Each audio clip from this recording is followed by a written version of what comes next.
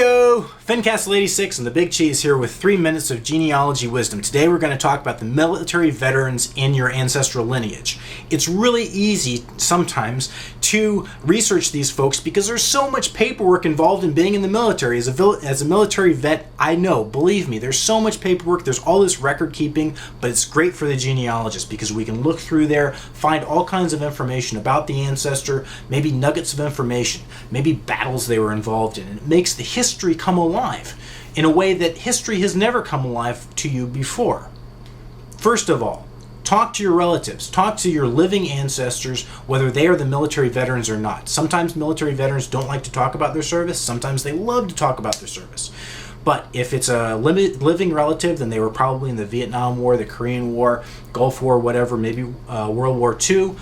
Gather those stories, make your relative write them down so you can capture those nuggets of information, and that can give you leads.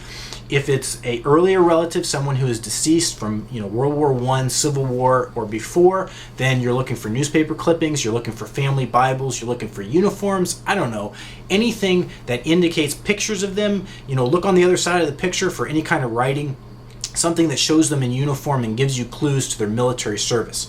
Second of all, go on fold3.com. Fold3 is a paid subscription service. You need to get a subscription to it. I think an annual subscription is something like $50-$60, but you can get it month by month. You can get free trials. You search for their name, you search according to the war that they were in, and has all kinds of digitized primary source materials, bounty, land warrants, you have muster sheets, you have payroll sheets, enlistment records, commission records, all kinds of stuff, the original documents that are searchable, that are scanned and uploaded to fold3.com. Use it. It's great. National Archives too. If you can, physically visit the National Archives in Washington, D.C. If you can't, you can sometimes write away for records, but a lot of the stuff that's in the National Archives in Washington, D.C. has been uploaded to fold3.com. Now there's a lot of other web resources, so search. Maybe there's stuff about your ancestors' unit history. For instance, if they're in the Civil War, they might have been in a certain unit, and you can find a website dedicated to that unit. If they're in World War II, there might be a reunion website, not necessarily a reunion anymore, but a heritage website about that unit and what they did, and so you can learn about what your ancestor did in the war.